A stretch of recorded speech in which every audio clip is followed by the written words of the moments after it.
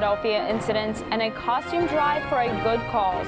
All that and more on this half hour of RTN News.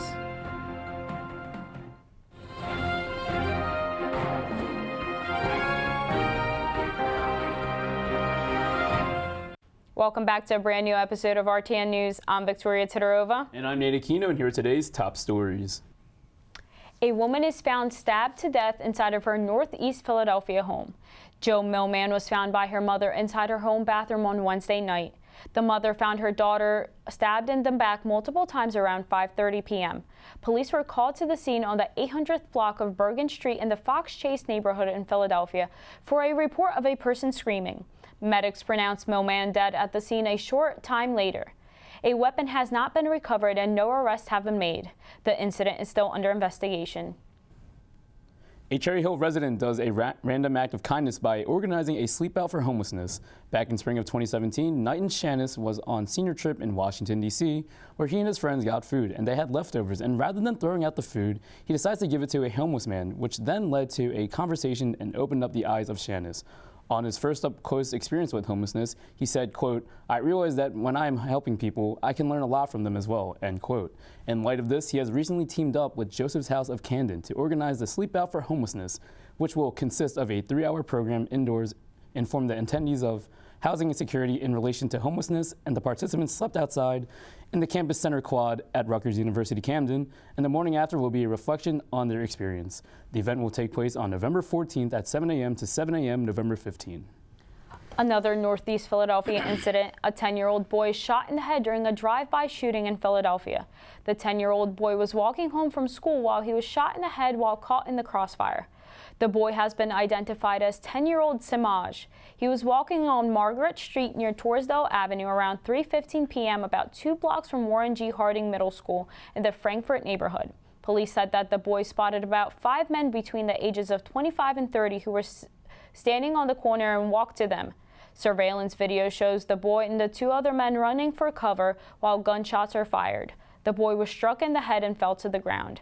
The boy was taken to the hospital shortly after, where he was listed in critical condition but stable. When we come back, a young girl started a clothes drive at 10 years old and a hepatitis A scare at a supermarket. Don't go anywhere.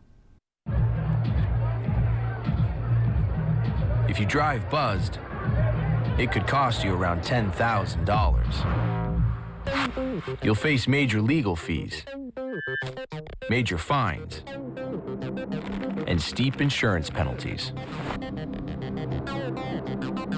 You could lose everything. Buzzed, busted, and broke. Because buzz driving is drunk driving. Which planet are we living on? Right here. What do you think it would be like to teach? They're all a part of our... Chances are, you have no idea. We're gonna turn on the lights and everybody look up.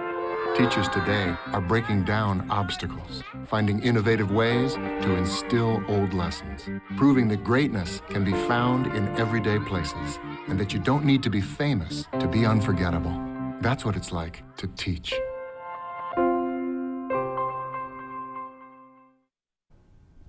Welcome back. Let's dive right into more local news. Residents of New Jersey remember the devastating Hurricane Sandy that took place in 2012.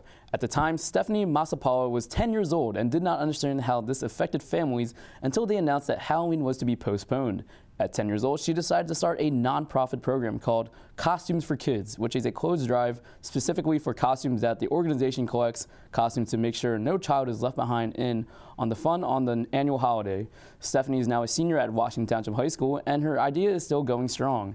Recently, she has organized costumes to be donated to J.W. Lilly Elementary School so that their school can partake in their trunk or treat donations. Came from local families and local businesses such as Kadar Orthodontists. A 4-year-old girl dies after falling out of a second-floor window in a Philadelphia home. On October 30th, around 4:30 p.m., the child fell out of a second-floor window at the home on the 700th block of Folsom Street in North Philadelphia. The girl landed on chairs below and suffered multiple facial injuries. She was taken to Jefferson University Hospital, where she was pronounced dead from her injuries. Her identity has not been yet released. A former New Jersey elementary school teacher has been sentenced to 17 years of prison for recording boys at a summer camp with a hidden camera. Thomas Guzzi Jr. has been convicted of official misconduct, manufacturing child pornography, and distributing child pornographic files.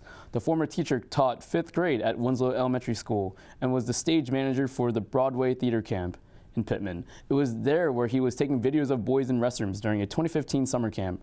Prosecutor Rachel Weeks claims that the case involved, quote, numerous crimes against more than 9 child victims over the period of several years, end quote. Hepatitis A scare at a supermarket. Somerset County is offering free hepatitis A vaccinations after a deli worker at a supermarket was found to have the virus. The vaccinations will be given at the County Health Department from noon to 8 p.m. on Wednesday and Thursday. The virus is spread when a person comes into contact with objects, food, or drinks contaminated by any infected person. There have been 533 hepatitis A infections in this year, meaning there has been an 800% increase from last year. Coming up, your Rowan University news. Stay tuned.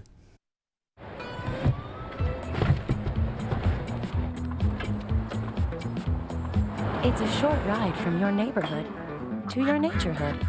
To find a neighborhood park or green space near you, visit discovertheforest.org.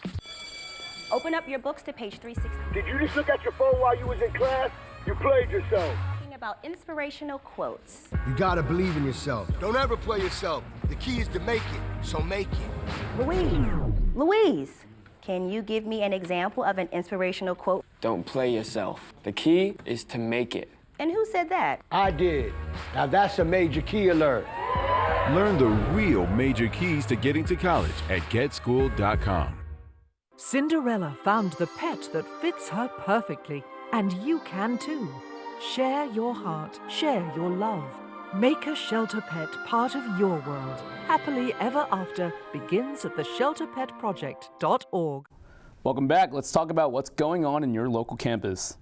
Rowan University opens up the Schreiber Family Pet Therapy Program. This $3 million gift was a gift from Gary Schreiber, the CEO of the J&J Snacks Food Corporations of Pennsauken, New Jersey. The therapy center is aiming to have 5 or 6 dogs on campus starting in 2020. The purpose of having this program is for students, especially those who are away from home for the first time. Students often go through forms of stress due to the pressure of college and being away from loved ones. The interaction between students and animals will be fun, casual, and stress relieving. Rowan University is ranked among the best schools in America for veterans.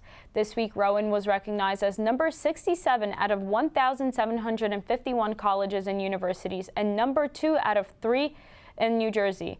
This ranking puts Rowan in top 5% of all schools in the state for veteran friendliness. This position has been held for 2 straight years. New Jersey Governor Phil Murphy made an appearance on campus late October that was made possible by the Rowan Institute for Public Policy and Citizenship. Murphy discussed with students about taxes, affordability, jobs, and education. He heavily emphasized that, quote, the bottom of the ballot is as important as the top of the ballot, end quote, to explain how every person's vote matters. He also discussed how he is working to make the state #1 in the nation with environmental protection, women's health, gun safety, sensible immigration laws, along with the treatment of immigrants, and the protections for the LGBTQ communities. Rowan students attend the Black Student Union. On Monday, the Black Student Union held their first State of Black Rowan Forum to talk about issues that have risen between the divide of Rowan culture and Black Rowan culture. Some topics discussed were inequality and representation among students on campus. Professors, deans, and students had the opportunity to sit back and listen to others. Now let's take a look at our very own Frank Villarreal with news on Washington, D.C. tourism. DC welcomed a record 22 million total visitors in 2016. 4 years later, people still come to visit the famous buildings and monuments. In the White House, obviously. Okay. We've been to the Lincoln Monument and to the Martin Luther King Jr. Memorial. I love it. Yeah. And now we are going to the Capitol. But that's one of the many things this city, Washington, D.C., has to offer. DC offers many different activities for residents and tourists. There's festivals, right? On the 4th of July, there's always a big festival right on the mall. Yeah. There are parades. There's a bluegrass festival on Kingman Island. Okay. There's a lot of things happening in the city. Many people come to visit for the historical relevance of its locations and the mark they left in the world. Martin Luther King Jr. Memorial. Okay. Because of the meaning, I think it's important to have something like this, representing those issues. With many more attractions and museums, DC always has something new to offer. Live from Washington, D.C. for the Rowan Report, I'm Frank Villarreal. Thank you, Frank. Coming up next, we have Emily with your national news, so don't go away. Hey, did you know that 2.4 million loving cats and dogs in shelters and rescues need our help to find a home? Go to theshelterpetproject.org and search your local shelters and rescues. Go for a cuddle with your next best friend. Adopt.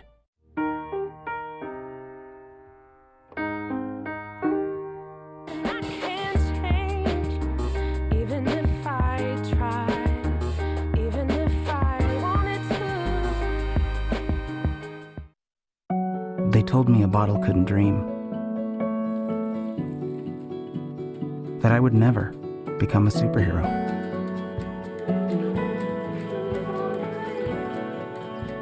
But I learned how to fly. Just to come back in a new disguise. And be the hero that I've always wanted to be.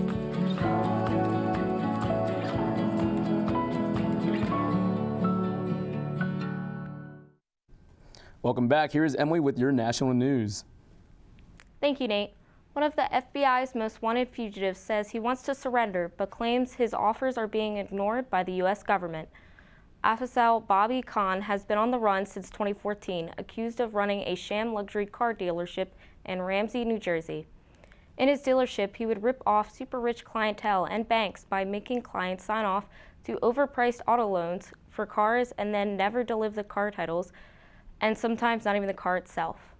Now, in a recent interview, Khan tells reporters that he has been begging for his arrest for years. Khan has been asking prosecutors to allow his family to come back to the U.S. without paying their overstaying visa fines, and then Khan would surrender himself to the FBI. The New Jersey U.S. Attorney's Office has yet to comment on the case. In an attempt to get homeless people off the streets, the Las Vegas City Council has passed an ordinance that makes it a crime to camp or sleep on a city sidewalk. The ordinance that has passed Wednesday will attempt to push more than 6,500 homeless people and families in southern Nevada into homeless shelters, while also protecting the health and safety community. The City Council also, to further their efforts, has committed to putting $16 million toward the Courtyard Homeless Resource Center, a resource center that provides housing as well as other resources to the homeless. However, many critics say that also this ordinance will actually make it more difficult for homeless people to get back up on their feet. Many prosecutors have been chanting since the ordinance passed, quote, housing, not handcuffs. If a homeless person is found sleeping on the sidewalk, they could be fined $1,000 or face up to 6 months in jail. 10 people at a care facility in Oklahoma were hospitalized after they were injected with an insulin shot instead of a flu shot. 8 of the patients were residents of Jacqueline House Care Facility and 2 were employees. According to the EMS and fire crews that showed up to the scene, they, quote, found multiple unresponsive people. Most patients suffering from the symptoms of the insulin administered could not describe what they were going through, as they could not walk or even talk at this point in time. Several of the people administered still remain hospitalized. An investigation is still underway for those involved with the injections and the facility. Voters in Kansas City, Missouri decided to remove Martin Luther King Jr.'s name from a historic boulevard that was renamed in January to honor the civil rights leader. In a special election held Tuesday, the measure to change back Dr. Martin Luther King Jr.'s boulevard to the Peso Boulevard received about 65% of the votes. This vote coming after months of debates between residents on the intent of honoring King's legacy or not losing their neighborhood identity. The Peso, as many locals would call it, is one of the most historic boulevards in the city and runs predominantly north to south through an African American section of the city. A city councilwoman and organizer of Save the Peso group, Alyssa Kennedy, has stated, quote, we don't mind doing something to honor Dr. King, but we also don't want to take pace away from us to do it. A huge amount of the presidential population still disagrees on the issue, but the sign will be changed relatively soon. And that's all for your national news. Thanks, guys, and back to you. Thank you, Emily. After break, we have Jade Ionace with your Rowan University sports and pro sports news, so don't go anywhere.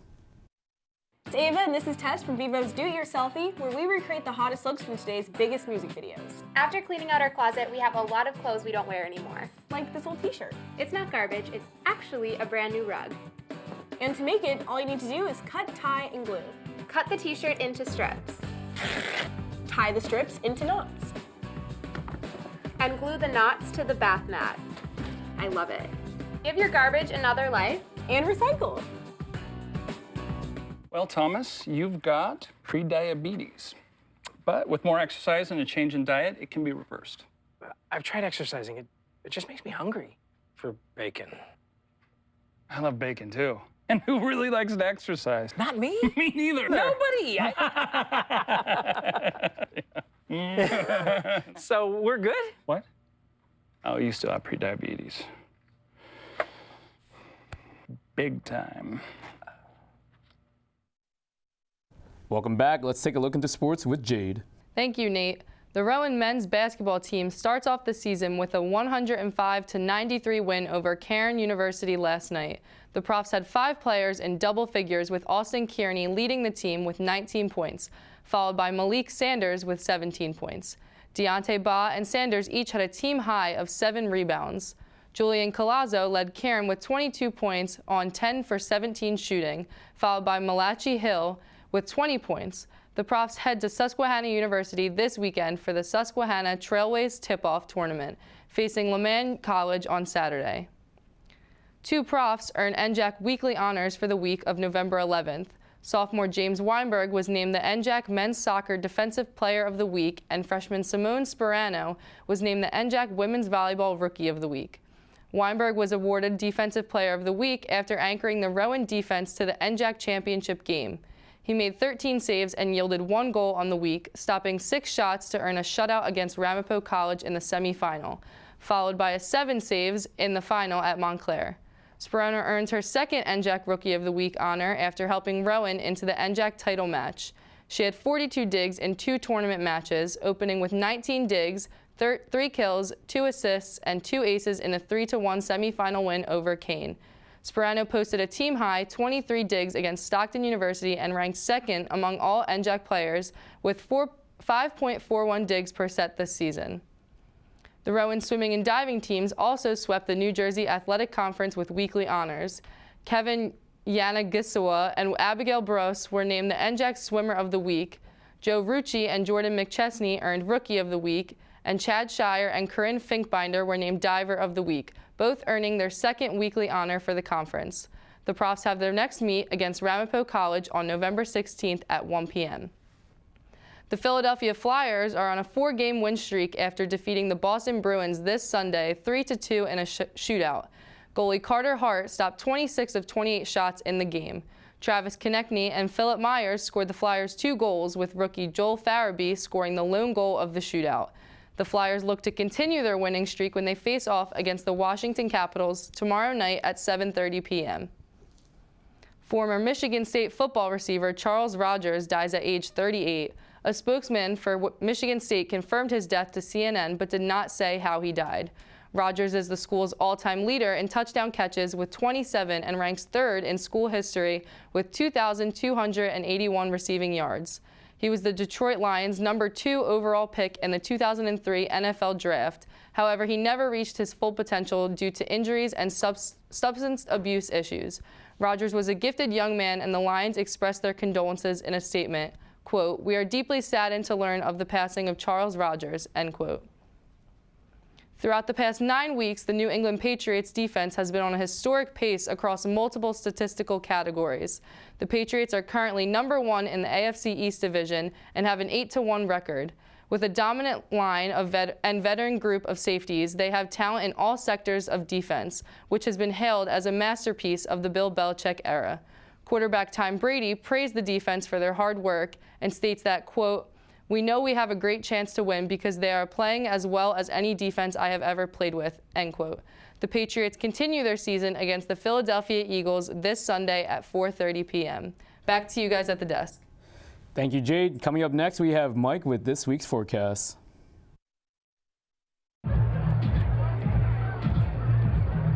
If you drive buzzed, it could cost you around $10,000. You'll face major legal fees, major fines, and steep insurance penalties. You could lose everything. Buzzed, busted, and broke. Because buzz driving is drunk driving. What do you think it would be like to teach?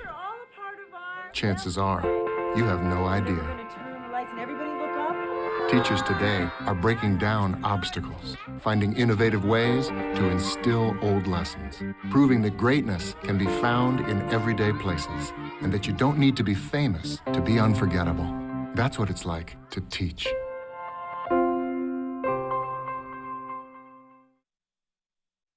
Welcome back. Here's Michael with this week's weather. Hey guys, welcome back to a shivering edition of Rowan Weather. An Arctic blast is sweeping across the United States, and more than 300 records for freezing temperatures are in danger of being broken. This will begin on Tuesday with a high of 50 degrees, but being brought down to a low of 22 with some snow flurries. And do not let that sunshine fool you folks, because this will continue with the blast until Wednesday with a high of 35 degrees and a week low of 20. Fortunately, temperatures will begin to rise again over the course of the weekend, but that does exclude Saturday. Temperatures will only reach a high of 39 degrees, but the week will cap off with a cool and rainy Monday with a high of 57. That's all for this week's episode of RTN News. I'm Victoria Todorova. And I'm Nate Aquino. Stay tuned for next week's episode. Have a good day, everyone.